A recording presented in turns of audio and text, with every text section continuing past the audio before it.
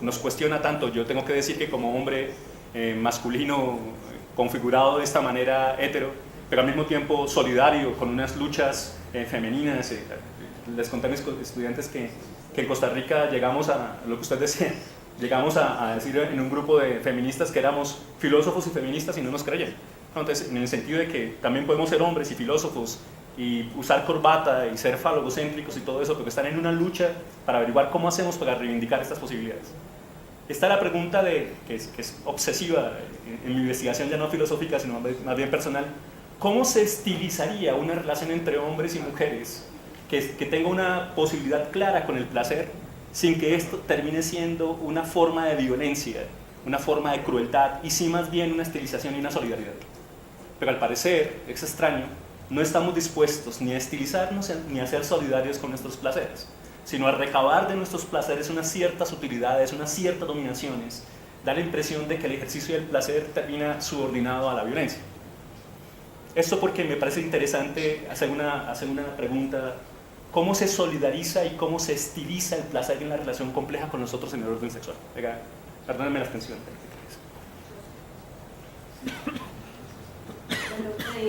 A mí siempre me ha llamado la atención cuando se usa el concepto de la naturaleza de algo, ¿no? Porque siempre se usa para casi decir esto no tiene solución y de una vez deshabilitar a la cultura, a la educación y a muchos medios que tenemos sociales para cambiar algo.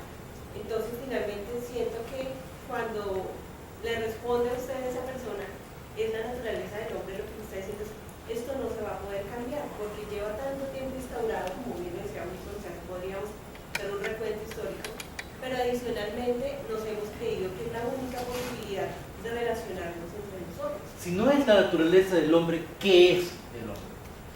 Es la forma como se ha, digamos, en su criterio, es la construcción histórica, la forma como se ha educado la sensibilidad de la persona. y por ahí vamos a tratar de reunir los diferentes comentarios, porque todos nos están dirigiendo a un fantasma que está ahí detrás, que se llama iglesia, cristianismo. Hay una cosa importante en las reflexiones que se hacen que tienen que ver de alguna manera con la herencia occidental, claro, y del proyecto, diría, filosófico también de Occidente, que es una pretensión, diría uno, legítima, pero que ha generado también sus embriagos, y es la pretensión de la universalización de los conceptos y de pretender que es mediante la reflexión filosófica como únicamente vamos a encontrar las preguntas trascendentales, únicas y universales, para que las respuestas también se vuelvan universales. siempre y cuando la reflexión filosófica quiera establecer universales. Claro, sí, pero es que es la herencia, problema. pero es que es la herencia en alguna manera. Sin embargo, desde la misma filosofía se abrieron las rupturas, se abrieron las posibilidades de encontrar quizá no respuestas universales, contingentes, transitorias, históricas, ancladas sustancialmente a la investigación social. Y uno tendría que hacerse preguntas o reflexionar si en esta condición de absoluta fungibilidad y de inmediatez y de la misma historicidad de la vida, nos hemos de instalar en dos tipos grandes de preguntas: aquellas que buscarían los universales o aquellas que de alguna manera nos resuelvan las contingencias de la vida en el emerger cotidiano y en la fugacidad con la que ellas vivimos. Yo creo que eso deviene posturas políticas, porque eso deviene maneras de asumir realidades concretas y buscar ilusamente quizá respuestas que ayuden a comprender los fenómenos y a transformarlos in situ ahí en las realidades como estas emergen, o simplemente ignorarlas o dejarlos allí, o tomar esas condiciones como elementos de gran abstracción que también son legítimos, pero que de pronto nos ponen en dos órdenes diferentes de preguntarnos el mundo. Si en la gran pretensión de la universalización de los conceptos o en la posibilidad inmediata de dar respuestas también inmediatas y quizá transitorias y fungibles a las realidades que nos atormentan diariamente, como estas cosas que están ahí en la orden de lo sensible, de lo que prácticamente nos toca, nos conmueve todos los días, ¿no? Entonces, y en esa perspectiva, a mí una última reflexión: esa dimensión de estilizar la sexualidad quizá no aparece porque es que nosotros hemos visto muy poco otras culturas, siempre hemos concebido de una percepción sustancialmente occidental, eurocentrista, Yo les estaba comentando, pues yo no tengo una gran experiencia, pero la experiencia de visitar, me perdonan el acontecimiento, del año pasado, que tuve la oportunidad de ir a Tailandia, yo me quedé sobrecogido porque las formas como yo vi la sexualidad allí son radicalmente distintas en esencia de lo que ha sido la sexualidad en Occidente. Yo vi una sexualidad asociada fuertemente a la espiritualidad, pero eso sí capturada por Occidente para haber convertido esa noción de la sexualidad en los grandes prostíbulos como los que tiene Bangkok y los que tiene Pattaya. Entonces es una lógica a otra. Tal vez acercarse a otras culturas, a otras maneras de entender lo sexual, sí le hace a uno visible que efectivamente el cuerpo y la sexualidad son formas y posibilidades estéticas enormes y de trascendencia espiritual que Occidente nunca ha tenido. Es como una visibilidad. Vamos a tomar una participación y vamos a recoger todo porque si no nos vamos a ir muy por las ramas. Sí, no, es realmente muy concreta, pero tiene que ver con el hecho de la cuestión de la construcción del placer, que un poco ahorita que mencionaba en la iglesia recordaba que, por ejemplo, para la Edad Media, bueno, hay incluso debates muy profundos acerca de si la mujer tiene alma y de si esta alma, digamos, en el acto sexual abandona el cuerpo, porque además se decía que la mujer que sentía placer en el acto sexual, recordemos que era desde el relato bíblico solamente para la producción de más especies, ¿cierto? La reproducción, se decía que la mujer estaba poseída, ¿no? Entonces, un poco recordando eso y hablando aquí con eso frente a la ablación, entonces parece ser que, digamos, que el relato de lo femenino y de la construcción del placer femenino siempre ha sido visto con sospecha, bien sea utilizando el satán religioso o utilizando otras formas de construcción de lo cultural, ¿sí? Cuando uno mira las prácticas culturales de nuestras propias comunidades, hablemos la de Acción en País, frente al hecho mismo de cómo se habla de la sexualidad de los jóvenes, uno ve nomás en las tradiciones de las familias como mientras al muchacho se le empuja a que empiece su vida sexual temprano, a que miren, hijo, usted no tiene novia, ya sus amigos tienen, a ver qué es lo que está pasando. En el caso de lo femenino todavía hay, pese a que ha cambiado mucho la circunstancia en las últimas décadas, hay un cuidado porque es que no es la joven mujer, sino es la niña, y sigue siendo la niña hasta que se casa. Entonces sigue siendo como un poco ese rito que uno encontraba acá en el siglo XIX, que la niña pasaba de las manos del padre a las manos del esposo como si fuese un objeto, inclusive con el D en el apellido, ¿no?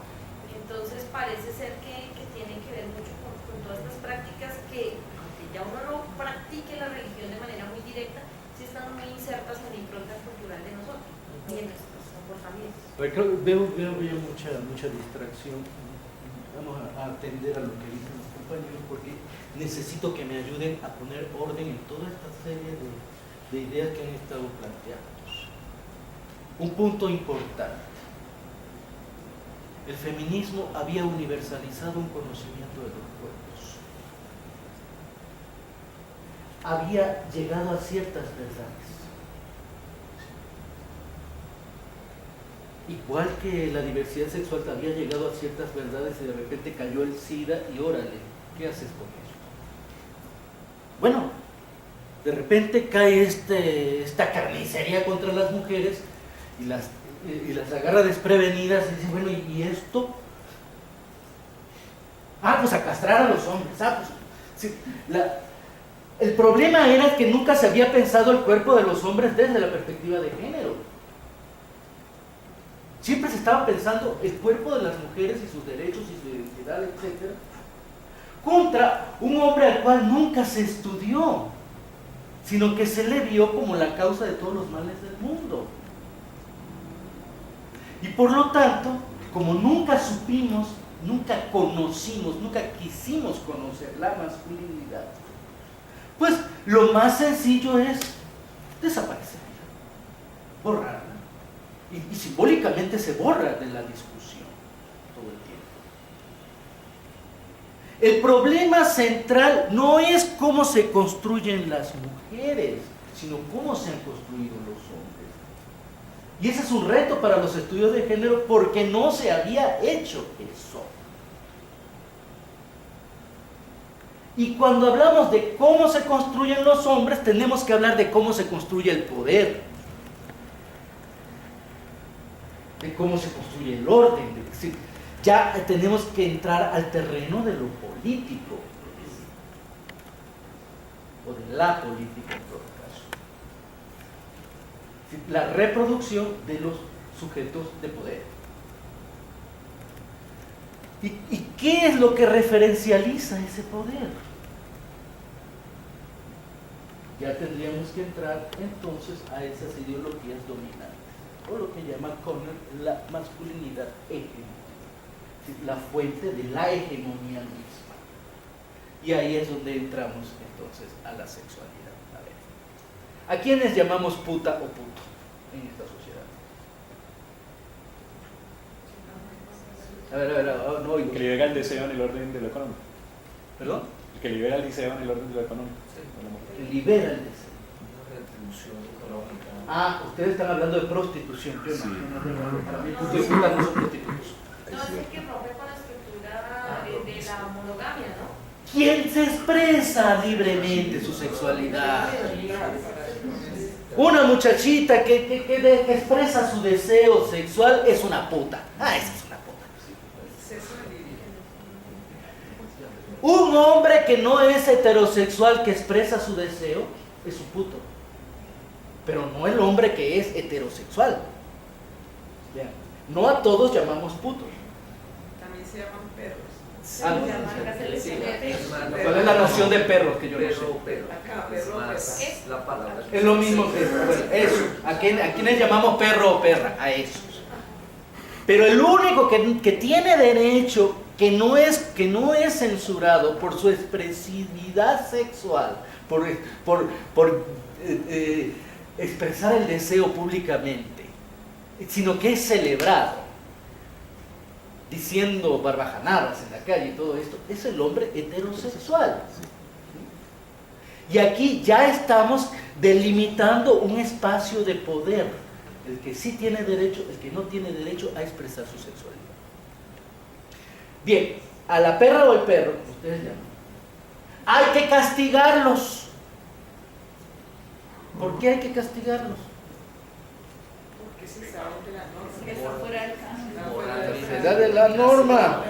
Y esa norma es la erotofobia católica que traemos todos ahí, cristiana, porque son las religiones monoteístas, el judaísmo, el islam, el cristianismo, quienes han sentado el poder sobre el sexo y quienes han discriminado entre quienes sí tienen derecho al sexo y quienes no. Se ha puesto entonces al sexo como el lugar sucio, como el lugar castigable, como el lugar de la vergüenza, como lo que no hay que decir en muchos espacios. Y hay una cosa con el decir, con el saber. Bueno, la historia de sexualidad de Foucault está tratando de entender esto de esa manera. Es algo que se confiesa, y cuando decimos confiesa se reconoce que es malo. Entonces toda esta ideología es la que produce violencia sexual. Una violación se entendería entonces como un acto de castigo, como un acto piadoso. Estoy ejerciendo el castigo a quien se atreve a expresar su deseo. Y entonces vean cómo se trata a la persona violada. Eso te pasa por puta. Ahora vas a ver lo que es esto. Es decir, vas a sentir dolor por aquello que te sentías placer. Porque un asesinato homofóbico pasa por lo general después de un acto sexual. Siempre vamos a encontrar semen ahí. Porque la muerte, porque hubo violación obviamente, y la muerte fue la culminación de esto. Aquí, hacer el sexo significa matar. Hacer el sexo significa odiar. Ahora bien, todo esto, que es un marco ideológico, ¿sí?, que sujeta al sexo, limita, condena, que tortura al sexo, es de lo que están hechos los hombres. Esa es su formación. Y esa, lo que llamamos naturaleza, es toda una ideología de lo sexual que tiene un origen profundamente religioso. El Padre castiga porque es la sustitución de Dios en el mundo. Tiene el derecho a castigar. Eso es lo que se le ha dicho inconscientemente, implícitamente al hombre desde que es chico. Y renunciar a esa heterosexualidad, a ese macho, y volverse gay, es renunciar al gran privilegio del poder. Entonces, lo que tenemos aquí son una serie de señores que castigan porque así les dijeron que debían de hacer. Vean, hay orgías de magnate, señores que castigan a las muchachitas feas, estas pobres, ¿no? Hay crímenes pasionales, el crimen pasional es su castigo también. Generalmente los celos, ¿no? Generalmente la traición, lo que se castiga, venganzas, otra vez un castigo. Todo tiene que ver con esto, ¿sí? Y aquí, bueno, el 17 ya lo comentábamos ayer.